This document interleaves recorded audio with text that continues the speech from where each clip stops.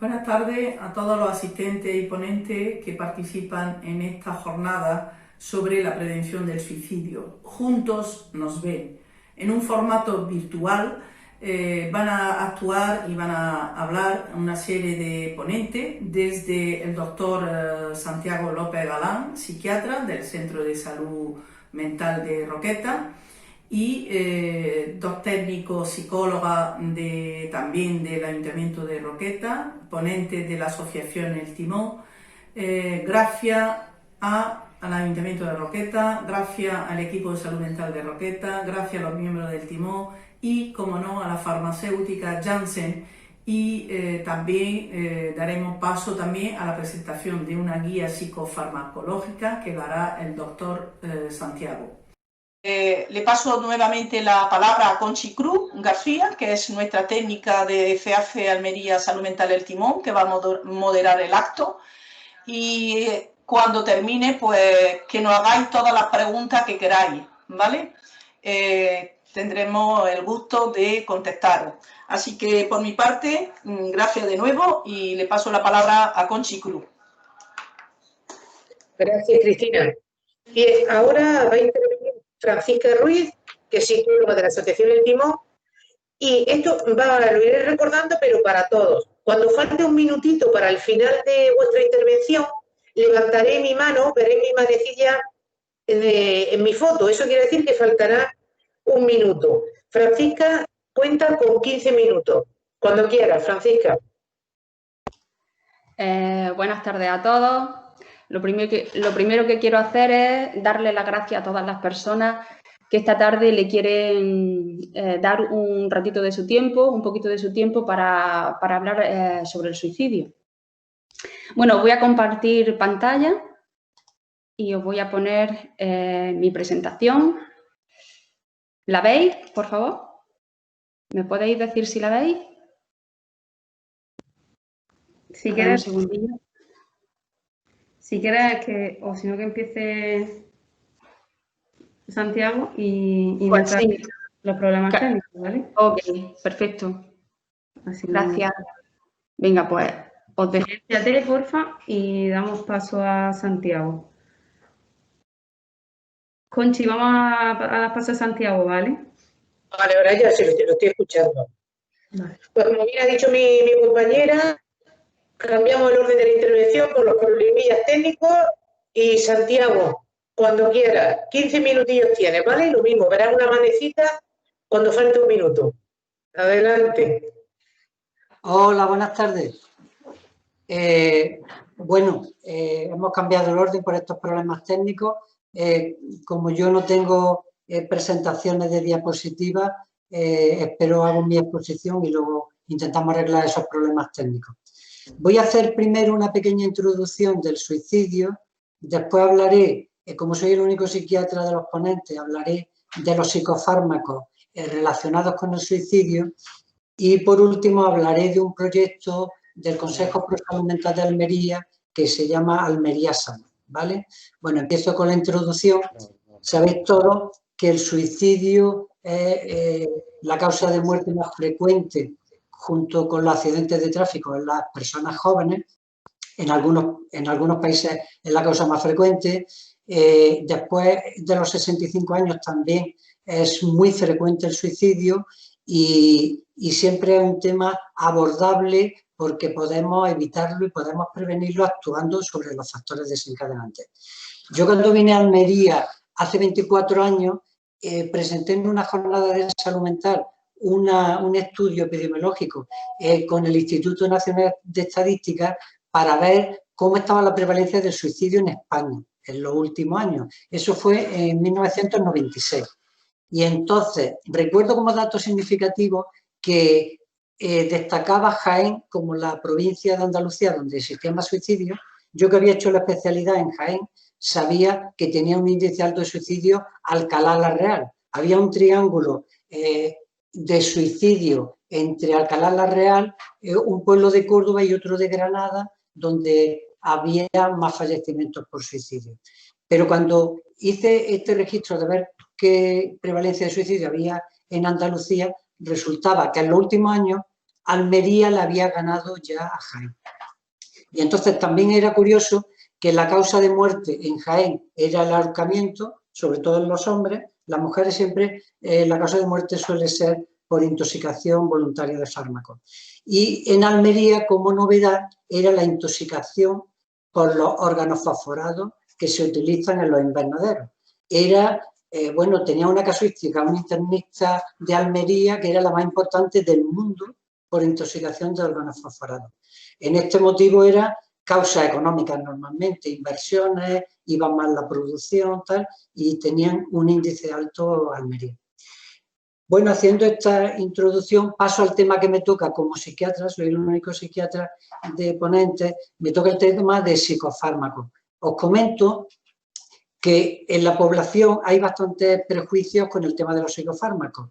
Todos los medicamentos que los médicos pueden prescribir son normalmente bien recibidos por los pacientes, pero el tema de psicofármacos siempre generan más dificultad para que los pacientes entiendan que son unas herramientas útiles para situaciones graves. Entonces, quiero comentar que tenemos un arsenal de antidepresivos muy eficaces, muy seguros y que lo que necesitan es que los prescriba un especialista y que luego también cuando ya el paciente ha evolucionado bien, que sea él el que lo retire de forma gradual. El problema es la automedicación, o como pasa en Estados Unidos, que los antidepresivos como el Prozac pues se compran en el supermercado. Eso pues daría bastantes problemas si los fármacos se los administran los propios pacientes. Los fármacos a nivel de las depresiones, que como sabéis, los trastornos depresivos es la patología más frecuente que puede dar lugar al suicidio. Entonces, el tratamiento de esas depresiones son con antidepresivos.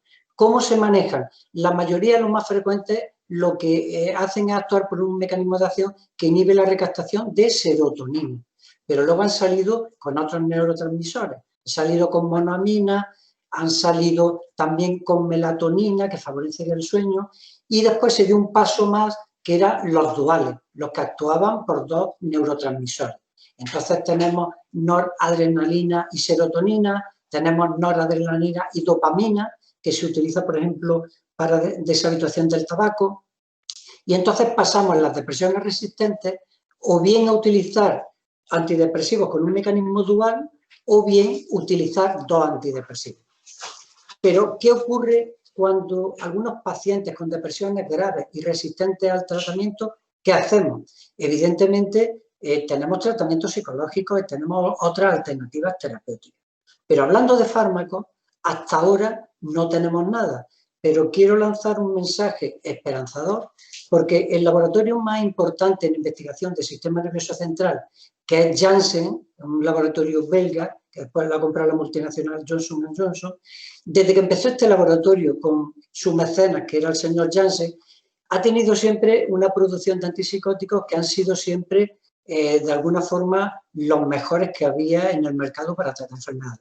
Empezaron con el haloperidol, que sigue siendo el mejor antipsicótico porque no tiene efectos secundarios cuando hay muchas patologías médicas, y entonces los psiquiatras le llamamos sanhaloperidol. Desde haloperidol, pasando por pimocide, pasando por risperidona, por paliperidona, por antipsicóticos de POC que se ponen cada 15 días, después mensuales, ahora estamos con trimestrales, el paciente se pone 4 inyecciones al año y está estabilizado su enfermedad, y ahora van a sacar la paliperidona semestral, con lo cual es un laboratorio de todo el prestigio ante estos psicofármacos. Pues bien, van a sacar a primeros de año un antidepresivo que es el primero que va a tener la indicación de depresión mayor resistente y en pacientes con riesgo suicida. El primero que va a tener la indicación de riesgo suicida. ¿Qué ventajas tiene este antidepresivo? Ahora mismo se puede utilizar de alguna forma si un hospital lo puede solicitar si tiene algún paciente en uso compasivo, que se llama, pero comercializado a partir de primeros de año. Las ventajas que tiene es que no utiliza las vías de neurotransmisores anteriores, utiliza una vía que es la del glutamato, una vía nueva, ¿no?, de investigación. Y esta vía también tiene un efecto muy rápido. Este fármaco se va a aplicar por vía intranasal, con lo cual el efecto a nivel del sistema nervioso central va a ser muy rápido y va a ser un fármaco, como digo, que va a dar unos resultados bastante rápidos en depresiones resistentes y con ideación suicida y de alguna forma también ha sido ensayado en personas mayores de 65 años, que sabemos que ese pool es importante en el suicidio, por lo tanto tenemos mucha esperanza en que este fármaco dé el resultado que queremos. Se aplicará normalmente en los hospitales de día de los hospitales porque el paciente estará en observación 3/4 de hora o 1 hora para ver que no ha subido la tensión vital, pero con unos efectos bastante esperanzadores. Y de alguna forma esa es la expectativa que tenemos. Unos fármacos ahora seguros, que a veces ponemos 2 para tratar las depresiones resistentes, a veces los duales, pero a veces hay un porcentaje que puede ser del 20 o del 25% de pacientes donde resistentes a esos tratamientos y que ahora tenemos esa expectativa de esta nueva molécula que se llama esquetamina, ¿vale? Y como digo, vamos a ver si nos da resultado en todas esas depresiones mayores con ideación suicida. Bien, entonces paso a comentaros que en Almería, en la UGC de Salud Mental, se ha iniciado junto con el Consejo Pro Salud Mental, que lo forman las asociaciones de pacientes y usuarios, lo forman las asociaciones de profesionales, la UGC de Salud Mental y la Universidad de Almería, junto con FAISEN, que es la Fundación de Apoyo y de Inserción del Enfermo Mental. Este Consejo Pro Salud Mental ha tomado la iniciativa de Almería Sana. Este proyecto es para mejorar las condiciones de la ciudad para, de alguna forma, que los pacientes podamos prevenir el suicidio con medidas, por ejemplo, ambientales en la ciudad, también con formación de personal del ayuntamiento como bomberos y policías locales, actuar sobre el ruido en la ciudad, actuar sobre señalamientos de sitios de suicidio y de intentar protegerlos para que no existan suicidios ahí, y se cuenta con la colaboración del Ayuntamiento de Almería. Luego queremos proyectarlo también a la zona del Poniente. Y el Ayuntamiento va a colaborar también en un concurso de ideas para personas que se les ocurra alguna idea buena en esta prevención del suicidio a nivel de la ciudad, en Almería Sana. Y esto lo ha liderado y están trabajándolo Domingo Díaz del Peral como director del OGC y Fernando Collado Rueda, coordinador de la Comunidad Terapéutica de Almería. Por mi parte, esto es todo y luego ya espero alguna pregunta si lo creéis conveniente.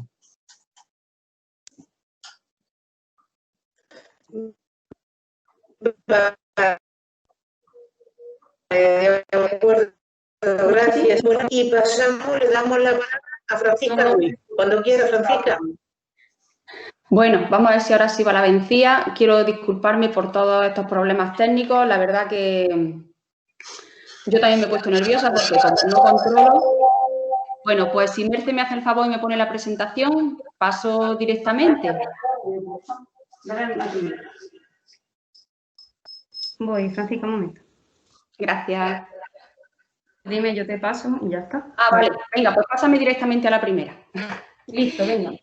Venga, bueno, hace ya muchos años que la Organización Mundial de la Salud viene alertando, viene avisando de que el suicidio es una emergencia de salud a nivel mundial. Y entendemos emergencia como una situación que necesita una atención inmediata por su alta peligrosidad. Esto no es una exageración, puesto que en los últimos 45 años las tasas de suicidio han aumentado un 60%. Quiere decir que si no le ponemos remedio, pues la tendencia sigue subiendo. Merce, pasa, por favor. Bueno, aquí os he traído una tablilla. Lo que quiero que veáis sobre todo aquí es el número de suicidios que se producen al año en el mundo, que son 800.000. También aparecen los métodos más utilizados, pero bueno, eso depende de la zona en la que vivamos. Si vivimos, por ejemplo, en una zona agrícola, pues seguramente el consumo de pesticidas será el método más usado. Si vivimos en un país donde la arma hay fácil acceso, pues posiblemente sea este el método más utilizado. O incluso Si vivimos en un pueblecito de la sierra que a las afueras tiene un árbol con unas características determinadas, pues tendrá, seguramente en ese pueblo, este será el método más común. De estos datos, lo que a mí más me preocupa es el rango de edad entre 15 a 29 años, que la segunda causa de defunción es el suicidio. Me preocupa este rango de edad porque ahora mismo estamos teniendo estudios que nos dicen que ya tenemos niños con depresión a los 9 años. Algo estamos haciendo muy mal y si no ponemos remedio, pues seguramente se abrirá la horquilla por abajo y empezaremos a tener suicidios pues con edades más tempranas, 14, 13, etcétera. Pasa, Merce. Bueno, aquí os traigo los datos que hay en España. En el año 2018, 3.539 personas se quitaron la vida. Eso son 10 personas al día. Las muertes por suicidio en nuestro país duplican a las muertes por accidente de tráfico, son 11 veces superiores a los homicidios y son 80 veces superiores a la violencia de género.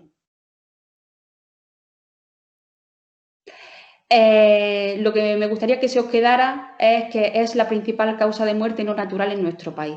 No sé si esto os sorprende, no sé si lo intuíais o pensabais que era algo anecdótico.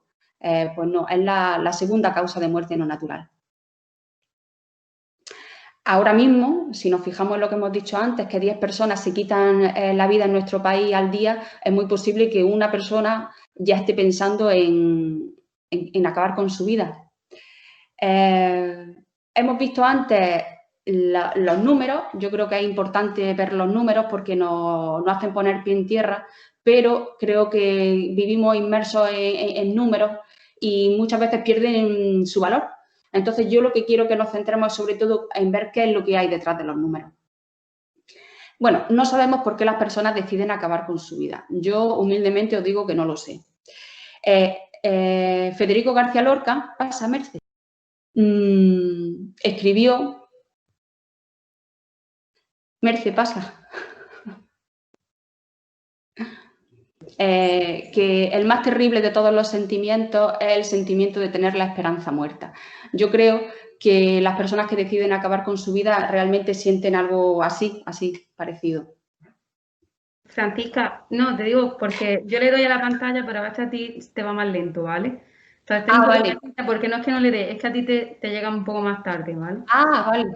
Bueno, no te preocupes. Bueno, pues como os decía, yo no sé por qué la gente se suicida. Lo que sí se sabe es que detrás de cada suicidio hay un gran sufrimiento. De hecho, cuando se le pregunta a las personas que han tenido un intento, no dicen que quieren acabar con su vida o que hayan querido acabar con su vida, sino que lo que quieren es acabar con el sufrimiento.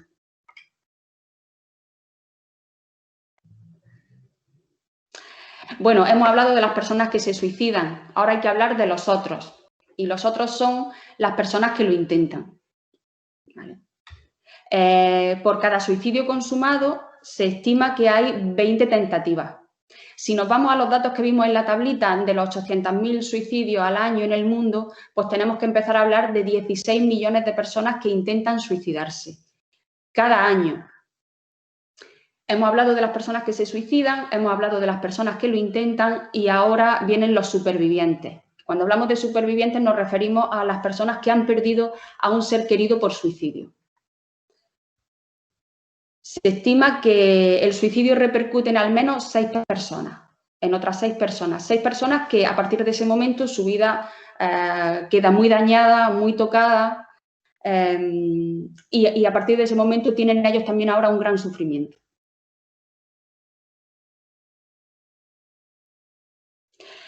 La pérdida, objetivamente, es la misma. Sin embargo, las personas que pierden a un ser querido por suicidio viven un duelo muy, muy diferente. Porque a la pérdida en sí hay que añadirle la angustia por intentar comprender cómo ha pasado esto. Tenemos que añadirle además la culpa. ¿Por qué no lo vi? ¿Cómo no hice nada? ¿Cómo no me di cuenta? Y a esto hay que añadirle la vergüenza. Porque desgraciadamente las personas que pierden a alguien por suicidio se sienten señaladas. Y una cosa más, y es que a partir de ese momento, por este gran sufrimiento que tienen, pasan a ser directamente personas de riesgo a cometer suicidio ellas también. la Organización Mundial de la Salud nos dice que entre el 65% y el 95% de los suicidios están relacionados con problemas de salud mental. Es un factor de riesgo importantísimo la enfermedad mental. Sin embargo, ni todas las personas con enfermedad mental se suicidan, ni todas las personas que se suicidan tienen enfermedad mental. Lo que sí está claro es que todas las personas que se suicidan tienen un problema de salud mental, entendiendo la salud mental como un estado de bienestar en el que te encuentras bien contigo mismo, con tus emociones, cómo te relacionas con el mundo, lo productivo que eres, etcétera. Bueno, el suicidio está claro que es una conducta muy compleja y, como todas, pues tiene diferentes factores psicológicos, sociales, ambientales, culturales y biológicos.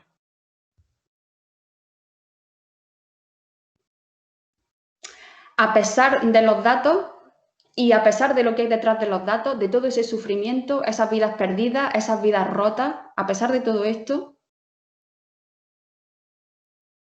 muy poquitos países cuentan con planes nacionales para la prevención del suicidio. En el año 2016, la Organización Mundial de la Salud hizo un estudio y de 183 países, solo 38 tenían un plan nacional de prevención. España no tiene. Es verdad que hace unos años sé que estuvimos casi a puntito de tener uno, pero bueno, hubo un cambio de poder, de gobierno y demás, y nos quedamos compuestos y sin novio. En este caso, sin plan. Bueno, os pongo aquí una gran interrogación. Yo me pregunto por qué tenemos planes para prevenir los accidentes de tráfico, la violencia de género, y para la primera causa de muerte no natural en nuestro país no tenemos plan. Bueno, si hay una realidad silenciada, estigmatizante, rodeada de mitos, sin ninguna duda es el suicidio. Os he traído aquí una caricatura, es un gran elefante que ha ido al terapeuta y está ahí contándole sus penas y le dice, bueno, yo estoy ahí en la habitación y nadie repara en mí. Y eso es exactamente lo que nos está pasando con el suicidio, es decir, que lo tenemos metido en casa, es un enorme elefante justito al lado de la cristalería y no nos damos cuenta de que lo tenemos ahí, ni nos damos cuenta de lo que podemos perder. Ahora os hago otra pregunta. Una realidad a la que nadie ve, una realidad de la que casi nadie habla y a la que no le prestamos oídos, ¿cómo la vamos a cambiar? Lo primero para solucionar cualquier cosa es poner el foco de atención sobre eso. Durante cientos y cientos de años hemos ido alimentando el tabú a hablar del suicidio y lo hemos alimentado con mitos y creencias erróneas que casi nunca se echan por tierra. Y por otro lado, la estigmatización, que a mi modo de ver es la mayor barrera para prevenir el suicidio, porque disuade a las personas de buscar ayuda. Si no buscamos ayuda, no la recibimos y entonces inevitablemente en muchos casos pues llegamos a la conducta suicida. Os he traído aquí unos fragmentos pequeños sobre una novela. Carmen Laforet en los años 40 escribió una novela que se llama Nada. Yo me la estaba leyendo hace un año cuando estaba leyendo mucho sobre el suicidio y qué sorpresa cuando casi al final de la novela uno de sus protagonistas se suicida. Y Carmen Laforet, de una manera maravillosa, mete al lector en esa atmósfera de vergüenza, de miedo, de culpa y os he traído unos pequeños fragmentos. Bueno, la madre cuando se entera dice, él no se suicidó, él se arrepintió antes de morir. La primera reacción cuando nos enteramos de un ser querido muere de manera inesperada es negar la muerte, pero en este caso era más traumático para la madre cómo había muerto su hijo. Arriba estaba Román, tendido sangriento, con la cara partida por el rictus de los que mueren condenados. A partir de ese momento él pasó a ser una persona condenada entre los vivos y bueno, y en el más allá también porque hasta los años 80, no sé si sabéis que las personas que se suicidaban no se les permitía un entierro en los cementerios. Bueno, seguimos. Inmediatamente alguien cerró todos los balcones, casi clavándolos, casi impidiendo que llegase el soplo de la brisa de fuera, casi a oscuras, con olor a flores de trapo. Desde ese día la familia se encerró, se aisló, sabía que estaba señalada, que era una familia avergonzada, o sea, cubierta de culpa y de vergüenza. La madre rezaba continuamente, convencida de que en el último instante la gracia divina había tocado el corazón enfermo del hijo. A la madre lo que más le preocupaba era la condenación de su hijo. así ha terminado, le decían los familiares y conocidos a la madre. Deberá dar usted mucha cuenta a Dios de ese alma que ha mandado al infierno. De alguna manera, toda la sociedad culpaba a esta familia porque algo habría hecho para permitir que uno de sus hijos hiciera lo que hizo. Y luego, al final, decían, ¡ay, señor! Y para colmo, un suicidio en la familia. Eran los años 40, era la época de la posguerra, había mucha hambre, había vencedores y vencidos, en este caso eran vencidos, y ya para colmo, ya lo que les faltaba era un suicidio en la familia. Bueno, vosotros diréis, o muchos pensaréis, bueno, pero es que eso fue en los años 40, fíjate si ha llovido. Algo habrá cambiado con respecto al suicidio. Bien, pues ahora os traigo una diapositiva que está mucho más actual.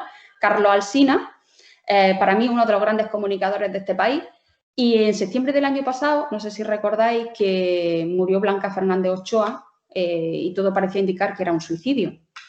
Y Carlos Alsina, que no es ningún novato, decía sobre el suicidio, la única palabra que a los medios nos genera reparo llamar por su nombre. Y él hablaba de dos motivos principalmente. Y decía, hay una tradición cada vez más discutida que afirma que si los medios charlamos de los suicidios, estos aumentan. Aquí tenemos uno de los mitos, ¿de acuerdo? Que es falso. Y la segunda es que sentimos que al decir que una persona se suicidó, manchamos de alguna forma su memoria y la de su familia. Y aquí tenemos puntual como un clavo el estigma. Bueno, el suicidio es una tragedia, yo creo que esto está claro, no hay que añadir nada más, pero para mí lo que verdaderamente hace trágico a una muerte por suicidio es que la realidad es que se puede prevenir. No todos, pero sí muchos. Nuestra obligación como sociedad es intentar comprender el por qué suceden e intentar evitar el que ocurran. Yo creo y espero que la sociedad ya esté lo suficientemente madura para abordar este tema. Aquí os pongo el teléfono contra el suicidio y para terminar una última reflexión, y es que el suicidio solo puede ser prevenido o llorado. Hagamos todos más de lo primero. Y nada más, muchas gracias. Pediros muchas disculpas por todos estos problemas técnicos que hemos tenido, pero lo importante, ojalá que se os quede algo de la charla y que sea de utilidad. Gracias. Gracias, Francisca. Bien, ahora damos paso a dos psicólogas de los servicios sociales de Roquetas, Laura López y Laura Gázquez. Tenéis para las dos 20 minutillos. Os lo repartís como queráis, ¿vale? Y lo mismo, cuando falte un minutillo o así, os levanto la manecilla en la pantalla, ¿vale? Cuando queráis, adelante.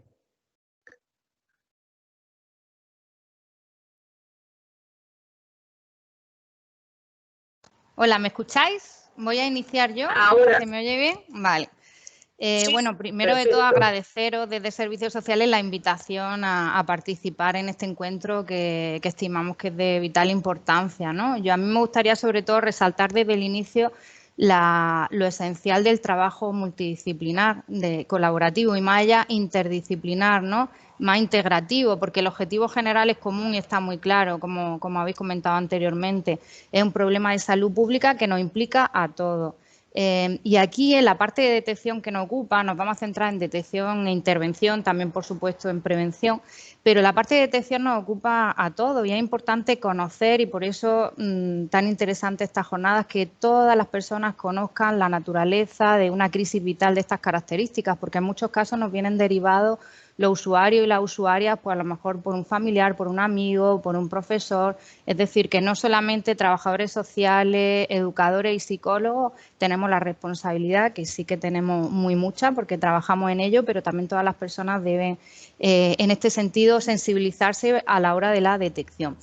Pues bien, el suicidio es una urgencia vital en un contexto biográfico de degradación de la salud, pero también del debilitamiento de las redes afectivas.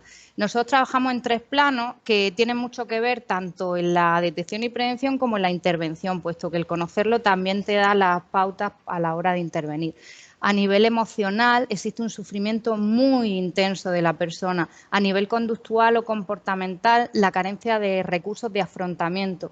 Y a nivel cognitivo, una desesperanza profunda a la que ya hacía alusión en el futuro, ¿no? Y la percepción de la muerte como la única salida. Esto es un rasgo muy, muy profundo y característico que agrava la situación. Entonces, con esta ecuación es con la que nosotros intervenimos desde servicios sociales, con los pensamientos que generan esas emociones, que dan lugar a esos comportamientos, acciones y que pueden inhibir o propiciar estos actos, estos intentos o consumar estos actos suicidas. El pilar fundamental con el que trabajamos es la resiliencia, ese renacer o resurgir de tus propias cenizas, ¿no? Acompañamos a las personas en momentos muy complicados de su vida y lo que intentamos es hacerles ponerse en contacto con habilidades, competencias, fortalezas, con esos factores de protección que pueden hacerte salir con una autoestima muchísimo mayor y además generando mayores vínculos con su sistema familiar. Y aquí introduzco también el tema de la psicología sistémica, que es fundamental para nosotros, pues no solo trabajamos con un individuo que está aislado, puesto que vivimos en comunidad, sino su sistema, y es fundamental para nosotros. Establecemos una alianza terapéutica, empática, basada en confianza y comunicación, no solo con la persona, sino con todo su entorno. Y esto nos garantiza muchísimo del éxito futuro de la intervención. Estudiamos la naturaleza de las relaciones que surgen, de esas relaciones interpersonales con su sistema, y de ahí también se generan muchos de los diagnósticos porque vemos muchas de las patologías.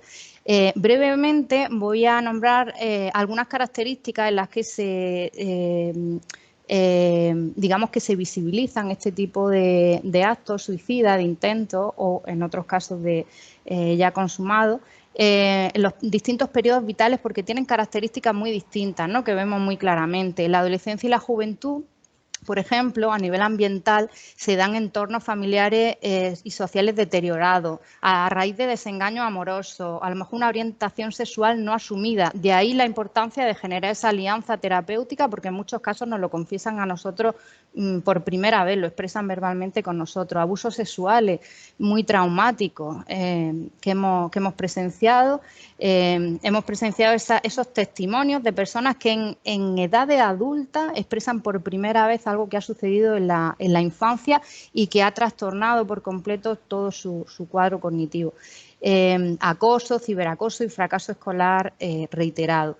A nivel psicológico hay unas características concretas de personalidad, que son la impulsividad, baja autoestima, inestabilidad emocional y dependencia emocional extrema. Aquí trabajamos muy eficazmente con la psicología dialéctico-conductual, la psicología de la tercera generación, que nos facilita el trabajar de esta manera, no solo con el individuo, sino con todo su entorno. A través de la regulación emocional, el mindfulness, el conectarse con el aquí y el ahora y no tanto en el futuro, la eficacia interpersonal, la motivación y la tolerancia a esa angustia. Lo ayudamos a conectar con estas fortalezas, como decía, y además a desarrollar habilidades que le lleven a construir una vida que merezca la pena ser vivida. Al final se trata de eso, ¿no? En la adultez se presentan de un modo diferente, ¿no? Están muy caracterizados por haber vivido experiencias y sobre todo tener sensaciones de fracaso personal, laboral y familiar, una red pobre de apoyo y enfermedades crónicas, por ejemplo, que pueden ser el alto factor de riesgo. Y en la senectud, en la última etapa de vida, es la que mayor letalidad se ve, ¿no? Porque los métodos que utilizan son más efectivos, no son tan impulsivos y no se ven tantos intentos autolíticos como puede pasar en la juventud. Y aquí es muy marcado el abandono de los hijos, la pérdida de la pareja, enfermedades crónicas, la sensación de haberse convertido en una carga. Estoy mirando aquí el cronómetro un poco. Y bueno, los métodos terapéuticos esenciales que usamos tienen una marcada perspectiva holística porque, como vemos, la naturaleza el origen puede ser distinto no solo en cada una de las personas, sino también en cada etapa, con lo cual el abordaje terapéutico es diferente. Pero, sobre todo, no está enfocado solo a reparar los déficits y problemas, sino que también, como digo, es el potenciar, el construir, el salir reforzados de todas las experiencias. Así que acompañamos a las personas a elaborar su propio modelo personal resiliente, que nuevamente en toda esta es multidimensional, ¿no? El trabajo terapéutico en este sentido. A nivel cognitivo, el locus de control interno, la flexibilidad cognitiva tan importante, sobre todo ahora con todos estos cambios que nos está generando el COVID. La motivación por aprender, por el desarrollo personal, el volver a conectar con esa ilusión y esa pasión por la vida, ¿no? A nivel emocional, la autoestima, la inteligencia emocional para la autorregulación, y a nivel social y relacional vemos que es fundamental enriquecer las redes sociales. El balance o el equilibrio entre todas ellas es fundamental para generar ese bienestar y reducir el malestar característico. Convertir los riesgos y déficit en derechos y capacidades. Pues bien, ya para ir terminando, el suicidio, el trastorno mental, como comentabais, está muy relacionado, aunque no es 100% de los casos. Sí que hay un porcentaje muy elevado, hay una correlación altísima entre los trastornos adictivos, los trastornos psicóticos. Además, en más del 80% de los casos hay depresión, una profunda desesperanza y trastornos bipolares. Pero también vemos una altísima correlación con el trastorno límite de personalidad, que se caracteriza tanto por la impulsividad y la inestabilidad emocional, ¿no? E incluso trastornos alimenticios como la anorexia, pues en mujeres en fase avanzada del trastorno, cuando ya perciben que ese fracaso de intentar llegar a ese ideal de belleza que es inalcanzable, ¿no? ¿Cuáles son los signos importantes de alarma a la hora de la detección? Para facilitar la intervención, que haya habido intentos previos. La persona que hace un intento de estas características es muy sensible de poderlo volver a repetir en las semanas consecutivas. Así que ahí nosotros tenemos que estar, el equipo al completo, muy pendiente, haciendo un seguimiento muy riguroso de estos casos. Antecedentes familiares, si lo ha habido, eleva enormemente el riesgo de esta idea suicida. Expresión verbal de un sufrimiento desbordante también, ¿no? Y esta desesperanza que es tan marcada. Yo creo que tendríamos que cambiar el dicho de mientras hay vida hay esperanza, justamente invertirlo, ¿no? Mientras hay esperanza hay vida. Y bueno, pues por último, acabar ya, que llevo 8 minutitos para que continúe mi compañera, diciendo que las últimas investigaciones en lo que queremos seguir enfocando nuestro trabajo es en el apego seguro y en la sensibilización a través del círculo de seguridad parental. Y me explico. Los últimos estudios revelan que el tener vínculos sanos entre padre, madre e hijo en las primeras etapas, en la infancia, puede predecir el éxito en el desempeño escolar, la autoestima, la calidad de las relaciones sociales, la habilidad de afrontamiento de conflictos, de resolución de problemas, la regulación emocional, justamente todos los factores de protección de lo que estamos hablando para prevenir el suicidio. Así que, bueno, pues nuestro trabajo en equipo, aquí dentro del Servicio Social y, por supuesto, muy unidos siempre con Salud Mental, con los que trabajamos muy mano a mano, pues va a seguir en esta línea intentando sensibilizar a la población, aumentar el número de detección de casos para prevenirlo y intentando que nuestras intervenciones sean lo más efectivo posible para reducirlo. Y nada más, pues dejo paso a mi compañera Laura para que continúe. Muchísimas gracias. Hola, ¿me escucháis? Vale, tengo hasta las 6:05, ¿no? Bueno, pues buenas tardes. Soy Laura Gázquez y soy psicóloga del Plan Local de Intervención en Zonas Desfavorecidas en Servicios Sociales Comunitarios del Ayuntamiento de Roquetas de Mar. Mi intervención va a ir dirigida a hablar sobre la detección e intervención en casos de suicidio desde Servicios Sociales. En primer lugar, me gustaría responder de manera breve a la siguiente pregunta. Y bueno, digo brevemente pues porque ya algunos compañeros han hablado de estos conceptos. ¿Cuál sería la manera de intervenir en estos casos que mejor resultado nos ha hecho obtener desde Servicios Sociales?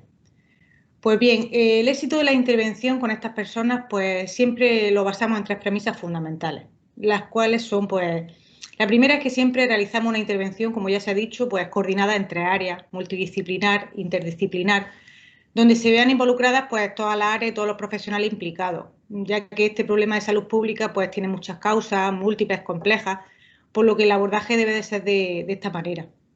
En segundo lugar, se establece un contacto muy estrecho y exhaustivo con la familia de la persona que está en riesgo. Es decir, no podemos trabajar solo con la persona, sino que lo hacemos además con todo su círculo, con su familia más cercana, considerando pues de qué manera pueden intervenir ellos favorablemente en este proceso. Y en tercer lugar, la tercera premisa es que trabajamos con la persona usuaria sus factores protectores ante una conducta de riesgo y esos factores pues los fortalecemos. Hablamos, por ejemplo, de capacidad de afrontamiento y adaptación de esa persona, trabajamos herramientas para facilitar la toma de decisiones o estrategias de resolución de conflictos y vamos alimentando un poco esa autoestima, ¿no? Como fortaleciendo, como digo, pues todos esos factores que te pueden proteger ante esta ideación suicida. ¿Cómo podemos detectar este tipo de casos? Pues bien, los profesionales de servicios sociales no debemos tener miedo de ser receptores de estas situaciones, porque es inevitable, ya que somos muy próximos a estas personas usuarias, les dedicamos tiempo en mayúsculas a sus casuísticas y problemáticas personales, realizamos, digamos, un trabajo con ellos en un proceso en el tiempo. Además, pues le damos mucha frecuencia a esas sesiones de intervención y, en cierta manera, pues se crea un vínculo emocional, ¿no?, entre la persona usuaria y el profesional de servicios sociales. Inevitablemente, como digo, pues muchas veces en este proceso nos encontramos ante estas situaciones. Somos conscientes de cómo la persona va perdiendo poco a poco esa ilusión, se va desmotivando, va perdiendo la fuerza y se encuentra pues sumido en esa desesperanza, ¿no?, que hablaba mi compañera. Entonces, cuando tú detectas esto, pues tienes que estar atento, tienes que desarrollar estrategias de atención temprana y protocolos de actuación ante cualquier tipo de sospecha. Nosotros tratamos de acoger a la persona, la escuchamos, tratamos de convertirnos en un referente seguro y que la persona pues se sienta comprendida durante el proceso que estamos llevando a cabo. Intentamos, pues como he dicho antes, con los factores de protección, pues que vayan adquiriendo seguridad y confianza en ellos mismos y sobre todo que vuelvan a sentirse capaces y con motivación para volver a construir. Como no puede ser de otra manera, el trabajo con estas personas va a ser totalmente individualizado y personalizado, adaptado a las características personales. Otra cosa que me gustaría comentar es acerca de la evaluación. Para evaluar estos casos, pues desde la psicología contamos con muchas herramientas, como son la escala y los cuestionarios estandarizados, así como las distintas entrevistas clínicas, que junto con la observación directa pues nos van a arrojar luz y nos van a permitir valorar un poco la gravedad de la situación, determinando así pues si la persona se encuentra en un riesgo leve, moderado, grave o incluso muy grave. Acorde a esta evaluación, pues ya vamos a tomar las decisiones, vamos a establecer las conexiones y las derivaciones correspondientes y esos seguimientos conjuntos de trabajo en red tan necesarios para el abordaje de estas situaciones, con la importancia final pues de obtener un mejor pronóstico. En resumen, lo que quiero decir con todo esto es que los profesionales de servicios sociales somos ese nexo de conexión de la persona en situación de emergencia con los servicios especializados. Por lo que nuestra labor aquí va a ser fundamental, ya que un buen informe de derivación nuestro va a situar al profesional que va a recibir esa derivación en un escenario totalmente exacto y adaptado a la realidad de la persona y a la situación que está viviendo actualmente. Nosotras, como profesionales de la psicología, pues vamos a conocer bien su caso, vamos a acompañar a esa persona en todo el proceso, junto a los profesionales de referencia del equipo con el que trabajemos, para que la persona sienta que ese vínculo que hemos creado es efectivo y que en todo momento está siendo acompañada en un proceso que es difícil y es complicado. Siempre vamos a reforzar a la persona, le vamos a valorar esa fuerza y esa motivación que ha tenido de acudir a nosotros, ¿no?, a pedir ayuda, y siendo este pues el principal logro y el primer paso para salir de esa situación de riesgo. ¿Qué es importante para detectar casos de riesgo suicida? Pues ya se ha nombrado, conocer los factores de riesgo y las señales de alarma para la conducta suicida, los cuales, pues como se ha dicho, pueden ser psicológicos, sociales, familiares e incluso biológicos. A la hora pues, de detectar estos factores de riesgo en servicios sociales nos encontramos con muchas personas pues, con casuísticas personales que contemplan estas señales de alarma. Pues como ya ha dicho mi compañera Laura, pues hay muchos factores de riesgo, como digo, que detectamos entre nuestros usuarios. Y aquí pues yo también destaco tres que nos lo encontramos muy a menudo, que pueden ser las situaciones de economía precaria, como la pérdida de empleo, sobre todo ahora en la actualidad con la pandemia, ¿no? También nos encontramos personas con el apoyo social debilitado, en situaciones de aislamiento, incluso situaciones de desarraigo. Y por último, también se ha comentado las situaciones de violencia física o abuso sexual, ¿no?, que han estado muy presentes en nuestros usuarios. Como digo, pues nos corresponde a los profesionales de las distintas áreas que estamos implicados, pues evaluar ese riesgo, siendo una parte fundamental en el manejo y en la prevención de que eso suceda. Por último, quería comentar acerca de los mitos, que lo ha nombrado también Francisca, que rodean al suicidio, los cuales pues traigo dos que quiero desmontar, ¿vale? Que han sido publicados por la Confederación de Salud Mental España y la Organización Mundial de la Salud. Y considero importante desmontar estos dos, ¿vale? El primero es que el que expresa el deseo de acabar con su vida finalmente no lo hace, ¿no? Siempre se dice la frase típica de si lo dice, no lo hace, ¿no? Bueno, pues debemos saber que esto no es cierto, ya que los estudios demuestran que 9 de cada 10 personas que consuman el suicidio verbalizaron claramente sus propósitos, o sea, que lo manifestaron. Y esa persona décima, ¿no?, que no está incluida, realmente también dejó entrever sus intenciones de acabar con su vida. Quizá lo hizo de una manera más encubierta, ¿no?, pero también lo dejó entrever. Por lo tanto, pues considero que estas señales no pueden considerarse a priori pues como un chantaje o una manipulación o una llamada de atención de la persona para la obtención de un fin concreto, sino que hay que estar atento, hay que escuchar y es que realmente hay que, lo que digo, ¿no?, escuchar que una persona te está diciendo que es que lo va a hacer. Y el segundo mito que me parece interesante desmontar es el de que hablar con una persona que tiene en mente cometer el suicidio le da más ganas de hacerlo, ¿no? Esto también se ha dicho, ¿no? Es como que si de alguna manera, como si hablaras del tema con una persona que lo tiene en mente, es como que la estás incitando, ¿no?, a que lo haga. Bueno, pues esto también es totalmente falso. Se ha demostrado que es todo lo contrario, que hablar del suicidio con una persona en riesgo de cometerlo realmente le va a ayudar. Va a aliviar su tensión, su ansiedad, va a contribuir a que se sientan más comprendidos y realmente es que va a reducir el riesgo de que la persona acabe consumando el suicidio. Y de hecho es muy interesante porque llega a ser la única posibilidad que se le ofrece a esta persona de que pueda analizar sus propósitos de autodestrucción, ¿no? Es como analizar realmente qué te está pasando, por qué tienes esa idea. Y esa racionalidad pues le va a ayudar a la propia persona a pensar en alternativas al suicidio, que es lo que pretendemos. Bueno, pues ya que sabemos que hablar del suicidio ayuda a prevenirlo, pues desde aquí instamos a que no se silencie esta realidad. Por lo tanto, para finalizar, quería agradecer desde Servicios Sociales pues enormemente a FEAFE El Timón su contribución en el día de hoy, ya que considero fundamental visibilizar esta problemática y sobre todo dignificar el sufrimiento de tantas personas. Eso es todo. Muchas gracias. Gracias a las doctoras. Y ahora continuamos con mi compañera Merce, de la Asociación El Timón y también técnico de FEAFE de Andalucía. Vamos, Merce. Muchas gracias, Conchi. Pues bueno, voy a daros las gracias a todos los que estáis escuchando en primer lugar, que siempre es bueno hablar de estos temas y creo que cuanto más hablemos y más personas estemos implicadas en la prevención del suicidio, más cosas vamos a conseguir, ¿no? Yo quería decir que desde FEAFE Andalucía y desde El Timón, desde aquí de Almería, siempre estamos intentando impulsar esta parte y creo que es primordial que sigamos trabajando en ello y que cada vez más ayuntamientos y más municipios, además todo el mundo se comprometa y se una a esta lucha, ¿vale? Pues voy a poner mi presentación. Uy, siempre aparece. Vale. Bueno, yo soy Merce Fernández, soy trabajadora social y quiero hablaros de los factores de riesgo y los colectivos que se consideran de alto riesgo con respecto al suicidio.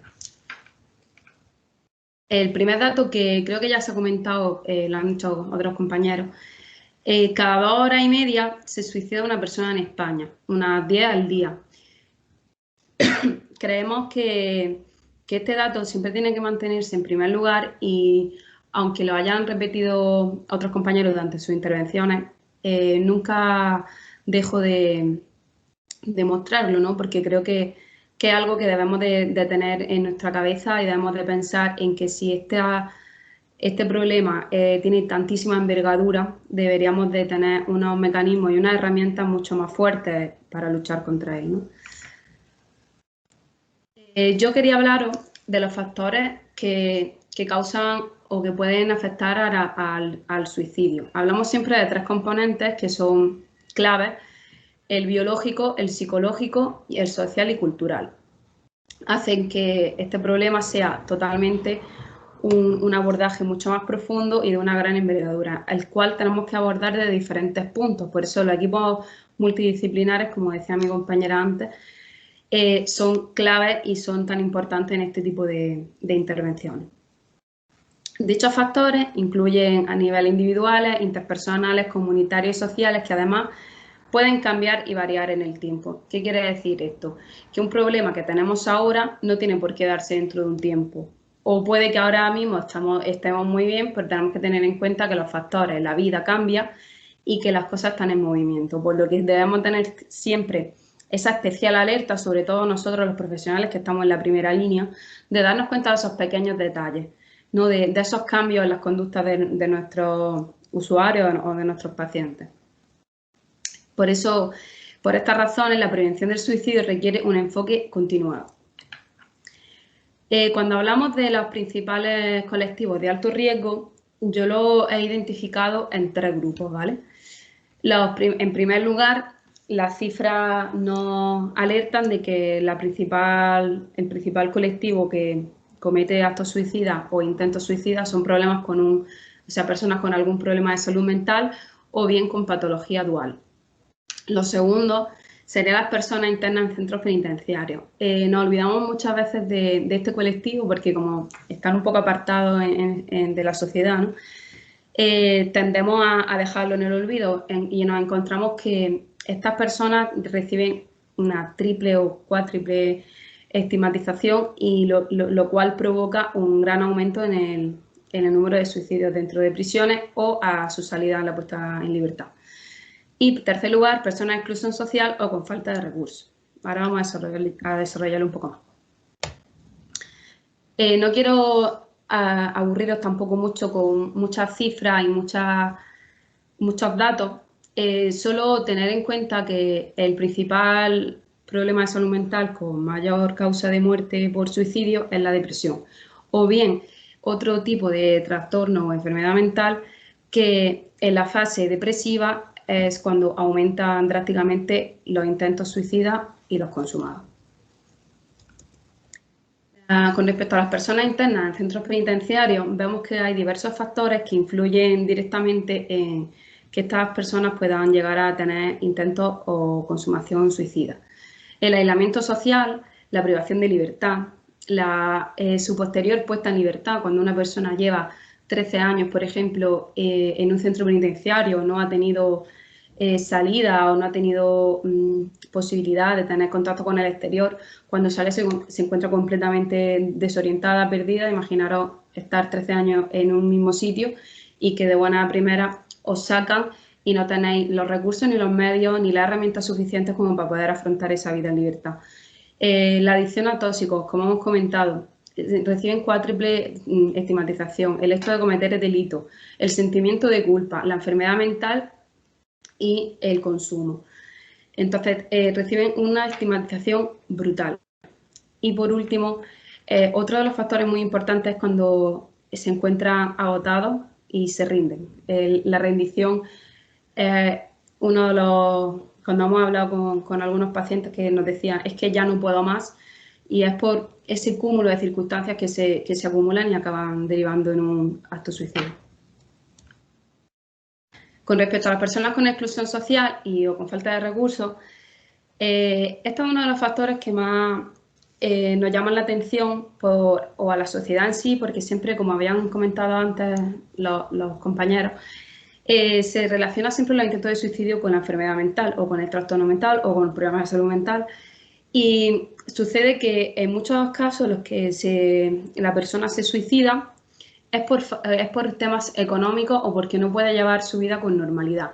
No influye directamente un problema psicológico o psiquiátrico. Entonces ahí tendríamos que hacer una intervención más social, poner solución a ese factor social que realmente cuando le daríamos solución a este, podríamos recuperar en cierta parte esa salud mental que se ha deteriorado por el desgaste económico, familiar o por problemas varios. la Organización Mundial de la Salud, cuando hablaba de tasa de homicidio y suicidio en el 74, que es de las últimas cifras en las que se registran comentarios de la Organización Mundial, correlacionan directamente la calidad de vida con la condición económica. O sea, a cuanta mejor condición económica, más positiva es tu calidad de vida. Por lo que vemos aquí que directamente influyen en las tasas de homicidio y de suicidio el factor económico. Yo quería comentar, porque creo que es un tema del que se habla constantemente, hablamos del COVID, hablamos del confinamiento, pero no estamos hablando de cómo puede afectar este confinamiento a las personas que están en un proceso de dolor o que directamente estaban bien y de buena primera han perdido gran parte de lo que tenían, y encontramos distintos puntos que deberíamos de poner atención. La ansiedad y el miedo, la falta de contacto físico, la muerte de familiares, el duelo interrumpido. Imaginaros lo duro que es ya de por sí perder a un familiar, pero el proceso de duelo siempre decimos que hay que vivirlo. Ahora, con el tema del COVID y del confinamiento, hemos visto un gran número de casos de personas que no han podido tener ese proceso de duelo, se le ha quitado, ¿no? El aislamiento social, la pérdida de empleo, los ERTE, las empresas que están cerrando, la gente que está viendo que dentro de un mes no va a tener con qué vivir, y sobre todo la incertidumbre. La incertidumbre de no saber qué va a pasar mañana o qué va a pasar dentro de una semana está afectando gravemente al estado de salud mental de nuestra población, y por lo consiguiente creemos firmemente que están aumentando el número de suicidios en nuestro país, solo que por el tema del COVID tampoco se están contabilizando de la manera adecuada. Yo siempre se habla de este tema, y a mí me gustaría también, para la gente que me esté escuchando, cómo podemos afrontar mejor este confinamiento, ¿no? Que creo que es importante hablar de lo que afecta negativamente, pero también es bueno que tengamos las herramientas suficientes como para poder luego actuar, ¿no?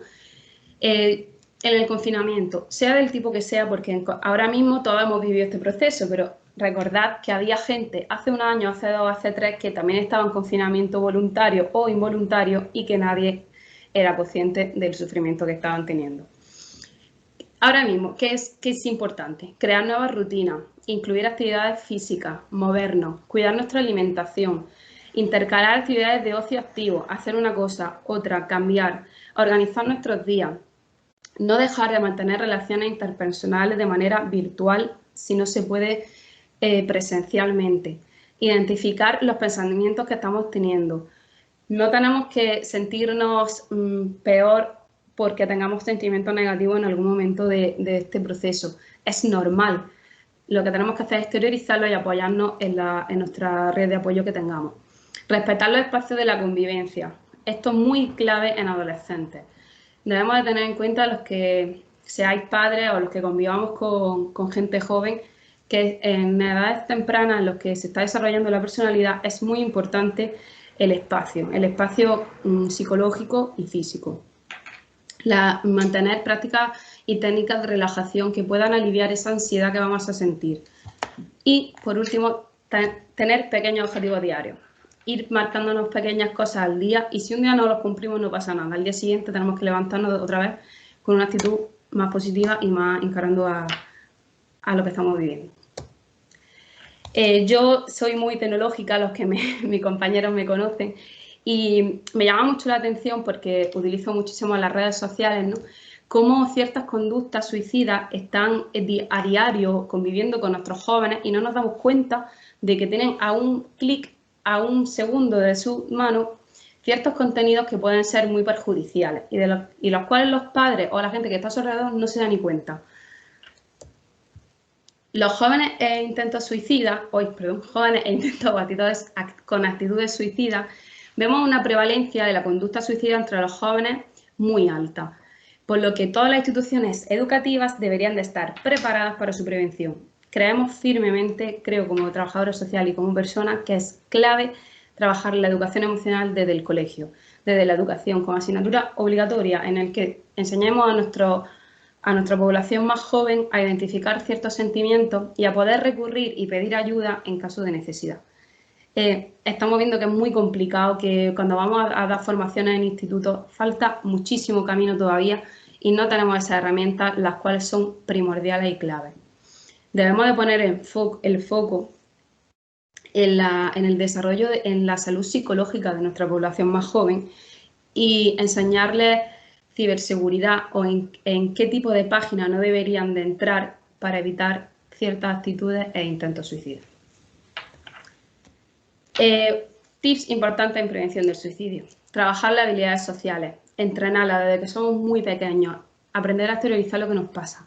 La inteligencia emocional, la resolución de problemas, el cómo, si yo no sé, voy a pedir ayuda y que nosotros, los que estamos ayudando, demos las herramientas suficientes para que esa persona, en caso de crisis, pueda reaccionar, ¿no? La comunicación.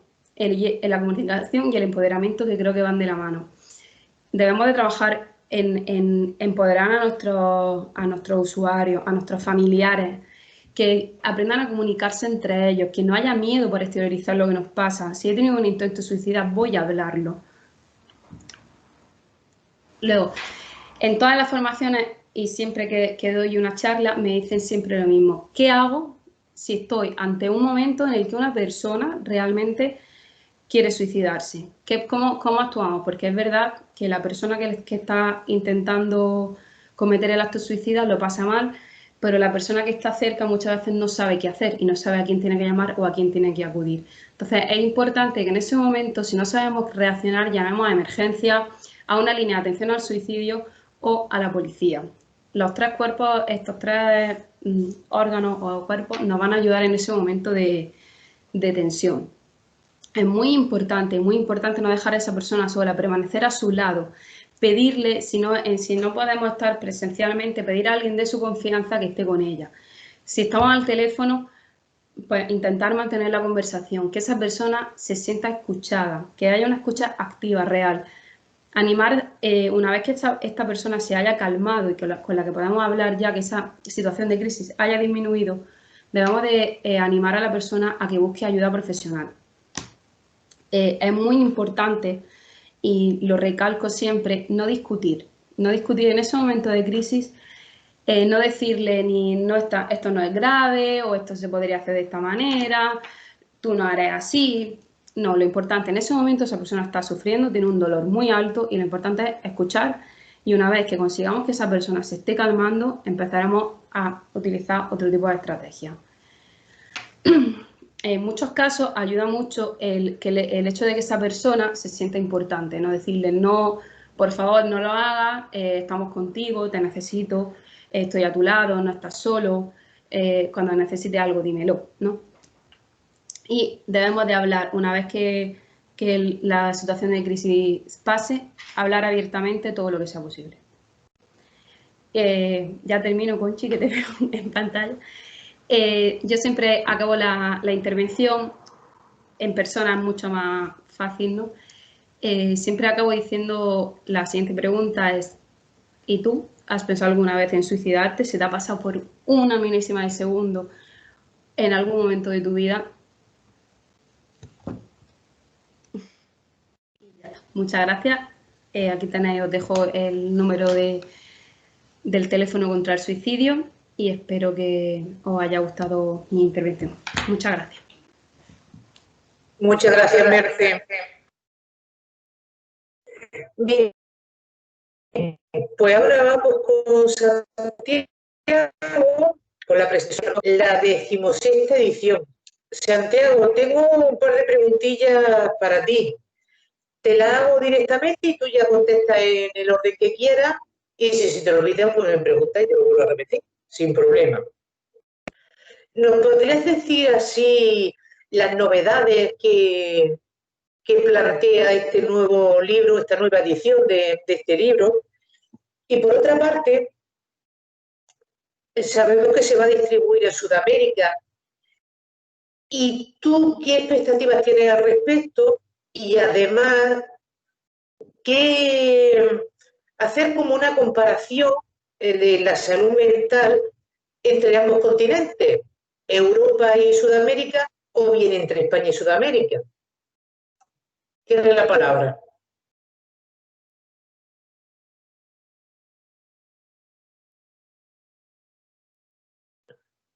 Sí. Ahora, ¿no? Buenas tardes otra vez. Antes de contestarte, Conchi, quería dar las gracias a Cristina González Acien por haberme invitado a estas charlas de sensibilización del suicidio en representación del equipo de salud mental de Roqueta, ¿vale? Y ahora paso a contestarte. Mira, como has dicho muy bien, esta es la 16 edición y tiene algunas novedades con respecto a las anteriores. Como las anteriores, lo que hace es actualizar todos los psicofármacos que están comercializados en España, ¿vale? Pero como novedades tiene varias. Una, que es la primera vez que se edita con Editorial Médica Panamericana, es la editorial médica más importante de España y de Sudamérica, con lo cual pues me hace bastante ilusión, ¿no? Otra novedad es que además de la edición en papel, está la edición digital para la tecnología ahora más moderna. Y luego, aparte de los fármacos, he incorporado los criterios diagnósticos que utilizamos los profesionales de salud mental. Los profesionales de salud mental utilizamos dos clasificaciones diagnósticas. Por una parte, la CIE-10, que está elaborada por la Organización Mundial de la Salud, y por otra parte, el DSM-5, que está elaborado por la Asociación de Psiquiatras Americanos, la APA.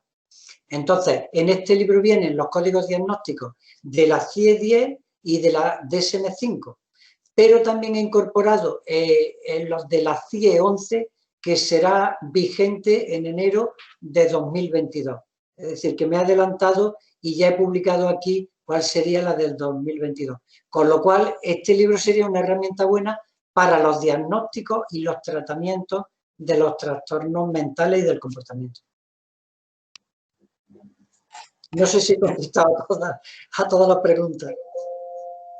Ah, perdona, la comparación con América, sí, mira, América, Sudamérica normalmente, como sabemos, no solamente en medicina, sino en otras facetas, se mira siempre en nosotros, en España, ¿no? Y en psiquiatría también, y en salud mental también. Siempre, de alguna forma, las publicaciones que se hacen en España sirven como modelo, como prototipo en América, en Sudamérica. Incluso, por ejemplo, te puedo comentar que Domingo Díaz del Peral, director de nuestro OGC de salud mental, va a Sudamérica a veces para ayudar en la reforma de salud mental de estos países sudamericanos. Es decir, que somos siempre un modelo para ellos, ¿no? De alguna forma. No sé si tienes alguna cosita que tú quieras comentar. ¿Algo más? Conchi, ¿puedes repetir? No se te ha escuchado. Perdón.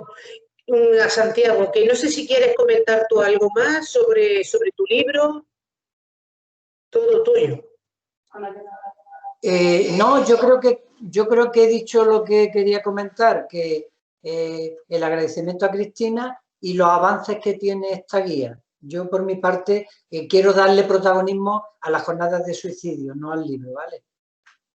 Vale, gracias, Santiago. Si alguien tiene alguna pregunta hacia alguno de los profesionales de los ponentes que han estado aquí, esta es la ocasión. A ver si vemos la manita. Por ahí vemos una mano.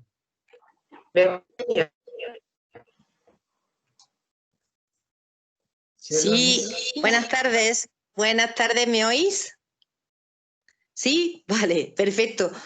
Pues nada, quiero primeramente quiero felicitaros a todos.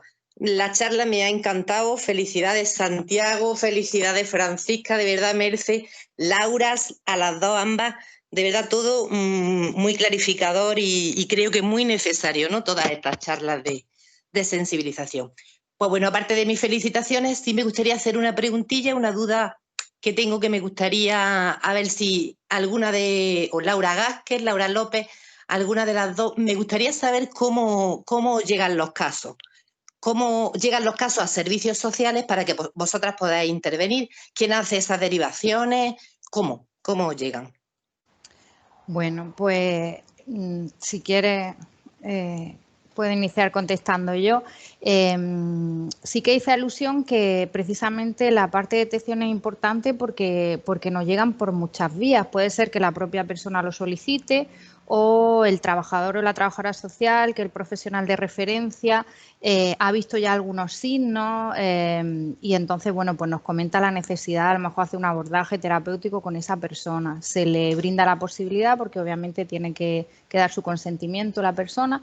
O también en otras ocasiones es un familiar el que está alertando de estos riesgos que está viendo, está sintiendo, percibiendo, o puede ser incluso en un centro escolar con el que colaboremos o en un... en fin, se pueden dar en muchísimos ámbitos, ya sea por petición propia, por petición de un familiar, que esto sucede bastante, ¿no? Por favor, trabajar con él, que lo veo o la veo, que realmente está presentando estos síntomas y entonces, bueno, pues nos transmiten la preocupación. O también mucho, por supuesto, por los profesionales de referencia aquí en servicios sociales, que como sabéis son los trabajadores y las trabajadoras sociales y ellos que están muy en contacto y ellas con las personas usuarias, pues pueden detectar y canalizarlo para que podamos hacer la intervención. Sí, pero puede venir por muchas vías. También nos han llegado algún caso por asociaciones, por asociaciones de mujeres, de víctimas de trata, de explotación sexual. Hemos recibido algunos casos también a través de estas instituciones. Y por supuesto de salud mental, que lo doy por hecho porque el trabajo con ellos es muy estrecho, ¿no? Pero hay que nombrarlo, obviamente. Para nosotros es el trabajo del día a día y un porcentaje importante de nuestras personas usuarias están también allí trabajando con ellos, recibiendo allí asistencia. Cristina, adelante. Sí, gracias. Bueno, nuevamente gracias a todos vosotros por vuestras aportaciones. Yo simplemente quiero decir que este es el comienzo de este tipo de charlas, de charlas virtuales o presencial. Este es el comienzo de un largo trayecto que nos queda por trabajar todos los agentes o todas las personas que tengamos que ver con la salud mental. Esto es un camino, creo que este año es un antes y un después, lo he dicho antes. Percibo la sensibilización de diferentes foros, instituciones, ayuntamientos. Y yo, ya que tenemos a dos ponentes de los servicios sociales de Roqueta, yo le quería poner de manifiesto que realmente cuando surge un caso de este tipo, detectamos un caso muchas veces fuera de un horario donde los profesionales de la salud mental pueden atender o de otro ámbito, la inmediatez de la atención que requiere estas personas. Es decir, tiene que haber realmente la elaboración de unos planes, llámenle como le queramos llamar, de prevención del suicidio, o unas guías, unos circuitos donde de alguna forma cualquier agente que pueda detectar un caso de este tipo pueda derivar la inmediatez en esa atención que precisa esta persona, ¿no? Yo creo que estamos en el buen camino. Al movimiento asociativo de salud mental nos corresponde sensibilizaros, implicaros, comprometeros en toda esta labor de prevención del suicidio. Tengo dos preguntas. Una para Santiago. Y creo que en algún momento Santiago López Galán, como psiquiatra, lo ha comentado en algún momento. ¿Por qué la adversión a los psicofármacos? ¿Por qué las personas tienen tanta resistencia a dejarse tratar con psicofármacos? O incluso a lo mejor ante una depresión, un trastorno más grave, o incluso ir, porque hay una adversión, ir a un centro de salud mental. Ya sabemos que ahora, este año, se va a poner en marcha, se va a contratar desde la Junta, se van a contratar unos psicólogos clínicos a nivel de atención primaria para tener más cercana la atención de esos psicólogos. Y también me consta que se van a contratar en total 8 profesionales para poner en marcha los ETIC en los centros, los equipos de salud mental, que yo creo que todo esto, al final, lo que vamos a intentar es que se crea unas redes de apoyo, de intervención y de tratamiento para las personas que lo necesitan. Entonces, ¿cómo podíamos cambiar esa, sé que, en fin, son muchas preguntas, el estigma, el mito, todo eso, pero me gustaría escuchar a Santiago. Y luego para Francisca le preguntaría, realmente, ¿cuál es el papel de la familia? ¿Cómo ves tú el papel de la familia ante estas personas que tienen en algún momento ideas suicidas? Es decir, ¿la familia detecta realmente esa situación de riesgo que su familiar tiene en algún momento? ¿O es tan grande el peso del estigma en la familia, el miedo a abordar o hablar del problema, qué podíamos hacer para tratar de ayudar a que la familia pudiera ayudar en esa detección y poner en marcha los apoyos que precisa esa persona? Contesto yo, ¿no, Francisca? Que estoy Sí, mayor y se me Santiago. van a olvidar las preguntas. Vamos a ver, te contesto, Cristina. Por una parte, los pacientes tienen prejuicios con ir a salud mental por el famoso estigma y por el famoso autoestigma de los propios pacientes. Y eso le hace pues tener reparos para acudir a profesionales de salud mental. No obstante, esto está cambiando con los tiempos y ya de alguna forma incluso puede estar en ciertos ámbitos hasta bien visto de que tenga un psicólogo, de que consulta a un psicólogo. Pero de alguna forma el estigma es el que juega ahí un punto importante. Por otra parte, el tema de los psicofármacos es otra cosa distinta. Ahí lo que existe es como un miedo a tomarme un fármaco que va a actuar sobre mi cerebro y de alguna forma tiene las personas como la fantasía de qué me va a provocar ahí, de qué daño me puede hacer o de si me va a cambiar y no voy a ser yo. Eso es una fantasía, yo creo, que tienen muchas personas con respecto a los psicofármacos. Y pueden tomar cualquier cosa y, sin embargo, tienen reparos para los psicofármacos. Os puedo comentar como anécdota que yo he tenido pacientes toxicómanos que se han inyectado heroína, han fumado cocaína, han tomado de todo tipo de drogas y cuando acuden a la consulta y le comentan que sería conveniente que tomaran un antidepresivo, empiezan a hacerte preguntas como diciendo, ¿y esto qué me va a hacer? ¿Y esto qué me va a provocar? Curiosísimo, ¿no? Cuando han consumido drogas de todo tipo, vendidas en barrios marginales y por personas que no conocen, ¿no? Y sin embargo, un profesional de la medicina le ponen reparo a ver qué le va a dar, ¿no? Es decir, que es curioso. Y la tercera cuestión, Cristina, tanto en Almería, en el Ejido y en el equipo de Roquetas, tenemos equipos de terapia intensiva comunitaria. Llevan funcionando, en el Ejido y Roquetas llevan funcionando un par de años y en Almería algún año más. Lo forma un equipo de profesionales con psiquiatras, con enfermeros, con auxiliar, con trabajadora social y los pacientes más graves que tenemos que no quieren acudir al equipo, va este equipo a su casa, incluso a buscarlo a la tienda donde compra, al bar donde toma algo, van en búsqueda de él para ofrecerle ayuda y sabiendo que si no vamos a por ellos son pacientes que están sufriendo, que están pasándolo mal y que nunca van a acudir a ellos a nosotros. ¿Vale? Bueno, yo creo que he contestado a las 3 preguntas. Si hay alguna cosa más, me la comentáis. Francisca.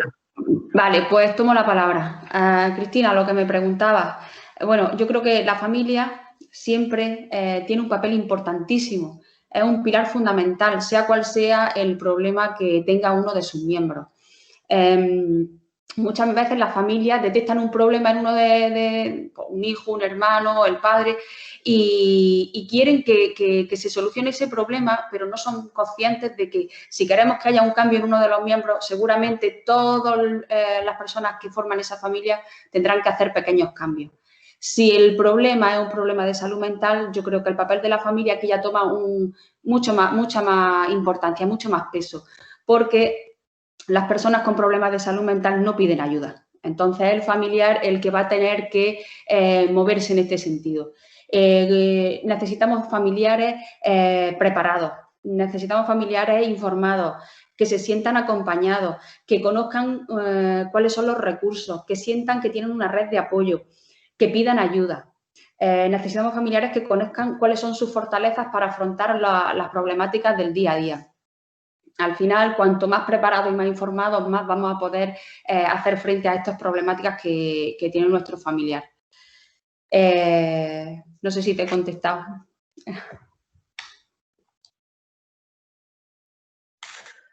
Vale, pues si no hay ninguna pregunta más, vamos a dar por concluida la charla. Daros las gracias, mil gracias de verdad, por ser tan buenos, por cumplir con los tiempos, con una exactitud casi británica, que tampoco es muy normal encontrar eso, de verdad. Vuelvo a decir que mil gracias.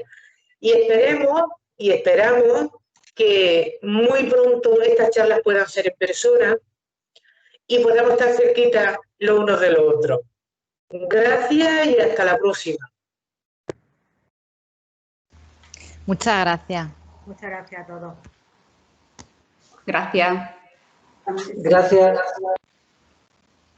Muchas gracias, nos vemos.